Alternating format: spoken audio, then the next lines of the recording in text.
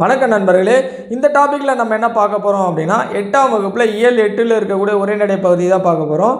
மனித எந்திரம் இது வந்து ஒரு சிறுகதை. இந்த சிறுகதை இயற்றியது யார் அப்படின்னா புதுமை பித்தன். புதுமை பித்தன் ரிலேட்டடாக நம்ம எக்ஸாம்ஸில் வந்து கொஷின்ஸ் கேட்பாங்க. ஸோ புதுமை பித்தன் ரிலேட்டடான குறிப்புகள் பார்த்துட்டு அதுக்கடுத்து இந்த சிறுகதை பார்க்கலாம். புதுமை பித்தன் திரைப்படங்களில் வந்து கதை உரையாடல் வந்து எழுதியிருக்காரு. சரிங்களா? அதாவது சினிமாவில் வந்து கதை எழுதியிருக்காரு, உரையாடல் கதை வசனம் எழுதியிருக்காரு. ஸோ அதை வச்சு தான் இப்போ வந்து நம்ம ஷார்ட்கட்டை வந்து பார்க்க போகிறோம். ஸோ இது சினிமாவில் இருக்கக்கூடிய ஒரு 2 நபர்கள் தான் வந்து நமக்கு ஷார்ட்கட். ஒன்று வந்து பார்த்திங்க அப்படின்னா விஜயகாந்த், இன்னொன்று வந்து விக்ரம். சரிங்களா? ஓகே, விஜயகாந்த் வச்சு நம்ம அவருடைய குறிப்புகள் பார்க்கலாம், விக்ரம் வச்சு அவருடைய நூல்களுக்கான ஷார்ட்கட் போகலாம். சரிங்களா? ஃபஸ்ட்டு புதுமை பித்தனை நம்ம வந்து சிறுகதை மன்னன் அப்படின்னு சொல்கிறோம். ஏன் அப்படின்னா நிறைய சிறுகதையில் வந்து புது உத்திகளை, அதாவது புதுமையான விஷயங்களை சிறுகதையில் அவர் கொண்டு வந்ததுனால அவர் வந்து சிறுகதை மன்னன் அப்படின்னு சொல்கிறோம். அவருடைய இயற்பெயர் வந்து சோ விருத்தாச்சலம். ஸோ இங்கே தான் வந்து நம்ம விஜயகாந்தனுடைய ஷார்ட்கட் கொண்டு வர போகிறோம். எப்படி சார் அப்படின்னா ஏடிஎம்கே டிஎம்கே அப்படின்னு ஒரு கட்சி இருந்துகிட்டு இருக்கு இந்த காலகட்டத்தில். புதுசாக ஒரு நல்ல கட்சியை கொண்டு வந்தவர் விஜயகாந்த். அப்போ புதுமை பித்தன், புதிய கட்சி வந்திருக்கு, புதுமை பித்தன். ஓகேங்களா? அரசியலும் சரி திரைப்படங்களும் சரி மன்னனாக இருந்தார். அப்போ சிறுகதை மன்னன், கதை வசனம் பேசுகிறதுல அவர் மன்னன் அப்படின்னு ஞாபகம் வச்சுங்க. சிறுகதை மன்னன். முதல்ல அவர் எந்த தொகுதியில் வந்து போட்டியிட்டார் அப்படின்னா விருத்தாச்சலம் அப்படின்ற தொகுதியில் தான் போட்டியிட்டு வெற்றி பெற்றிருப்பார். அப்போ அவருடைய இயற்பெயர் வந்து சோ விருத்தாச்சலம். சரிங்களா? அதுக்கு தான் இங்கே விஜயகாந்தனுடைய ஷார்ட்கட் வந்து கொண்டு வந்தது. அது மட்டும் இல்லாமல் இவர் திரைப்படங்களில் கதை உரையாடல் எழுதியிருக்காரு. 100க்கும் மேற்பட்ட சிறுகதைகளை வந்து படைச்சிருக்கார். சரிங்களா? 100க்கும் மேற்பட்ட சிறுகதைகளை வந்து படைச்சிருக்காரு. ஓகேவா? அப்போது புதுமை பித்தன், விஜயகாந்த் ஷார்ட்கட்டை ஞாபகம் வரணும். புதுசாக கட்சி வந்தது புதுமை பித்தன். அவர் முதல்ல விருத்தாச்சலம் தொகுதியில் விட்டு பெற்றிருப்பார். அப்போ அவருடைய இயற்பெயர் விருத்தாச்சலம், சோ விருத்தாச்சலம். திரைப்படத்துலேயும் சரி அரசியலும் சரி மன்னனாக இருந்திருப்பார். அப்போ சிறுகதை மன்னன் அப்படின்னு ஞாபகம் வச்சுங்க.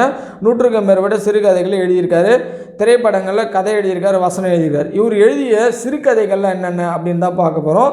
இவர் எழுதிய சிறுகதைகள்லாம் என்னென்ன அப்படின்னா கடவுளும் கந்தசாமி பிள்ளையும், சாப விமோசனம், பொன்னகரம், ஒரு நாள் கழிந்தது. சரிங்களா? இப்போ இந்த சிறுகதை எது கடவுளும் கந்தசாமி பிள்ளையும், சாப விமோசனம், பொன்னாகரம், ஒரு நாள் கழிந்தது. இந்த சிறுகதைக்கு தான் வந்து விக்ரம் ஷார்ட்கட் பார்க்க போகிறோம். ஏன்னா விக்ரம் வந்து கந்தசாமி அப்படின்ற ஒரு படம் வந்திருக்கும், விக்ரமோட படம். சரிங்களா? கந்தசாமி. அப்போ கடவுளும் கந்தசாமி பிள்ளையும், கந்தசாமி படத்தில் அதில் கோயிலில் வந்து பார்த்திங்க அப்படின்னா அவங்களுடைய கஷ்டங்களை வந்து கோயிலில் வந்து எழுதி வைப்பாங்க. அப்போது அந்த கஷ்டங்களை எழுதி வைக்கிறது, அதுக்கப்புறம் அது வந்து அந்த துன்பங்கள் வந்து நிறைவேறும். அப்போ சாப விமோசனம் கிடைக்குது. அப்போ எப்போ கிடைக்குது அப்படின்னா எழுதி வச்ச உடனே கிடைக்கல, ஒரு நாள் கழித்து வந்து கிடைக்குது அப்படின்னு ஞாபகம் வச்சுங்க. அப்போ கடவுளும் கந்தசாமியும் கந்தசாமின்ற படம்.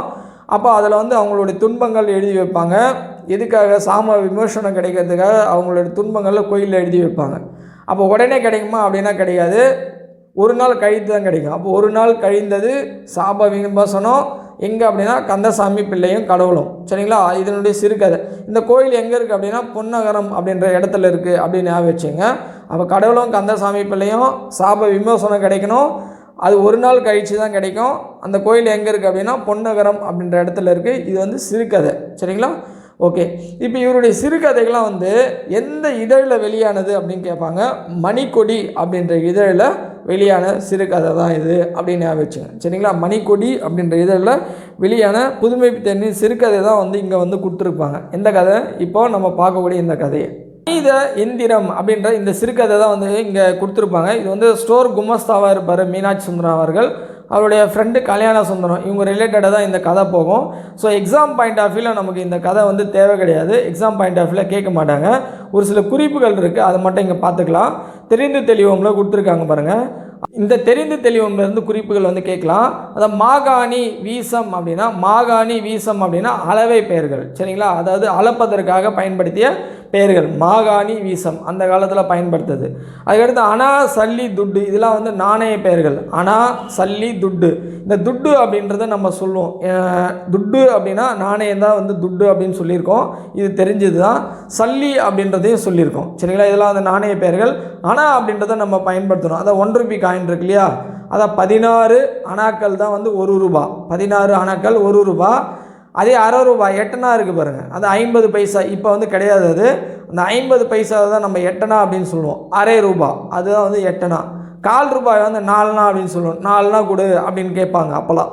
சரிங்களா. அதை ₹1/4 வந்து 4 அப்படின்னு சொல்லுவோம். அரை ரூபாய் 8 சொல்லுவோம். 16 அணாக்கள் சேர்ந்தால் ₹1, அதான் ₹1 காயின் இப்போ இருக்குது. அதே அரை ரூபாய் 8 4 இப்போ வந்து கிடையாது. சரிங்களா. அது அணா அப்படின்னா அப்போ என்ன பெயர்கள்? அது நாணய பெயர்கள் அப்படின்னு அர்த்தம். சரிங்களா. இது வந்து எக்ஸாம் பாயிண்ட் ஆஃப்ல கேட்கலாம். ஜஸ்ட்டு அப்படியே ஒரு முறை பார்த்துங்க.